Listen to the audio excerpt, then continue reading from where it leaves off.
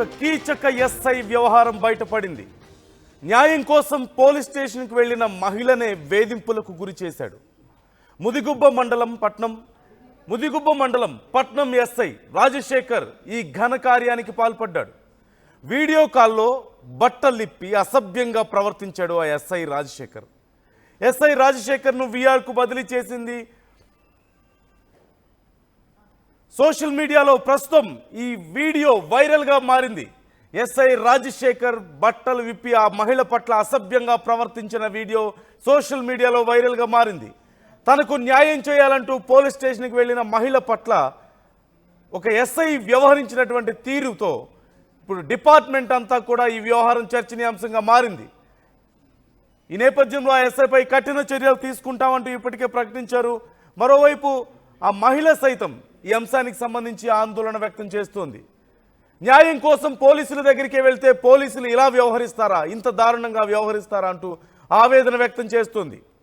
ఆ ఎస్ఐ తనతో ఎలా అసభ్యంగా ప్రవర్తించాడో, ఎలా అసభ్యంగా మాట్లాడాడో, ఎంత దారుణంగా వ్యవహరించాడో అదంతా కూడా రికార్డ్ చేసి ఆ మహిళ బయటకు విడుదల చేసింది.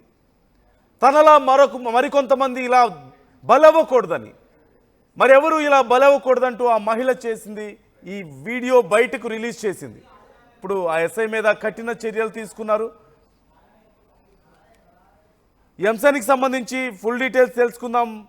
మా ప్రతినిధి చల్లనాయుడు ఉన్నారు. చల్లనాయుడు, డీటెయిల్స్ ఎలా ఉన్నాయి? ఆ ఎస్ఐ మీద ఇప్పటికే చర్యలు తీసుకున్నట్లుగా తెలుస్తుంది. అంటే ఆ మహిళ ఏ కేసు మీద అక్కడికి వెళ్ళింది పోలీస్ స్టేషన్కి? ఏం జరిగింది? అసలు ఈ వ్యవహారం ఎలా బయటకు వచ్చింది?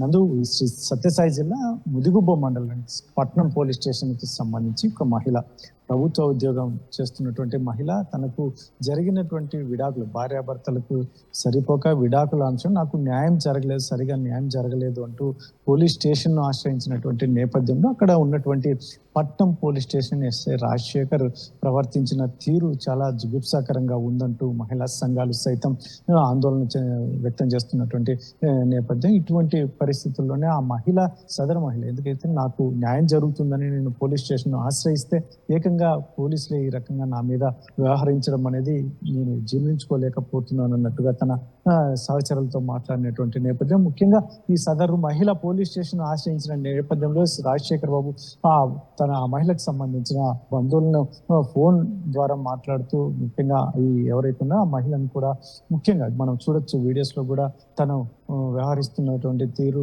ముఖ్యంగా తన ప్రైవేట్ పార్ట్స్ కూడా చూపిస్తూ వ్యవహరిస్తున్నటువంటి తీరు అనేది చాలా జుగుప్సాకరంగా ఉంది అని చెప్పేసి జిల్లా వ్యాప్తంగా పెద్ద ఎత్తున చర్చ జరుగుతున్నటువంటి నేపథ్యం. ఎందుకంటే పోలీసుల వద్ద న్యాయం ఎక్కడ జరగకపోయినా పోలీసుల వద్ద అయినా కనీసం న్యాయం జరుగుతుందని ఆశ్రయించాం. కాకపోతే చివరికి మాకు న్యాయం జరగకపోగా మరొక సమస్య తలెత్తిందంటూ ఆ మహిళ తరపున చాలా మంది బాధపడుతున్నటువంటి నేపథ్యం. ముదిగుబ్బ మండలంలో జరిగినటువంటి సంఘటన అనేది మొత్తం జిల్లా వ్యాప్తంగా చర్చ జరుగుతున్నటువంటి పరిస్థితి. ఈ రాజశేఖర్ అనే వ్యక్తి వ్యవహరించిన తీరు, ముఖ్యంగా వీడియో కాల్స్ చేస్తూ ఆ మహిళను అసభ్యంగా వ్యవహరిస్తుంది. ఎందుకంటే తను చాలా రోజులుగా ఈ రకమైనటువంటి వ్యవహారం చేస్తున్నాడు. న్యూడ్ ఫొటోస్ కావచ్చు, లేదంటే ఈ మెసేజెస్ కావచ్చు, ఇటువంటివన్నీ నాకు రెగ్యులర్ గా పంపిస్తున్నటువంటి, నేను అటువంటి వ్యక్తిని కాదు. ముఖ్యంగా నాకు కావాల్సింది న్యాయం. ఎందుకంటే నాకు భర్త నుంచి విడాకులు పొందాను, కానీ నాకు న్యాయం జరగలేదు అంటూ తను ఆశ్రయిస్తే ఏకంగా నాకు మరొక సమస్య తలెత్తింది. అందులోనూ తను ప్రభుత్వ సెంట్రల్ ఉద్యోగి. ఇటువంటి పరిస్థితుల్లోనే ఇటువంటి మహిళలు మరొకరు బయటికి రావాలంటే చాలా ఇబ్బంది పడే పరిస్థితి, ధైర్యం కూడా ఉండదు. ఇటువంటి పరిస్థితుల్లోనే నాకు జరిగినటువంటి దాన్ని మరొకరికి జరగకుండా ఉండాలనే ఉద్దేశంతోనే ఇప్పటికే నేను బయటకు వచ్చాను. పోలీసులు ఇలా వ్యవహరించడం ఎంతవరకు కరెక్ట్ అంటూ కూడా ప్రశ్నిస్తున్నటువంటి నేపథ్యంలో అధికారులు ఇప్పటికైతే మాత్రం చర్యలు తీసుకుంటున్నాము అని ఒకవైపు చెప్తుంది, మరోవైపు డిపార్ట్మెంటల్ ఎంక్వైరీ కూడా జరుగుతుంది అని చెప్తున్నటువంటి నేపథ్యం ఉంది. Right, thank you Challanaidu, thanks for the details.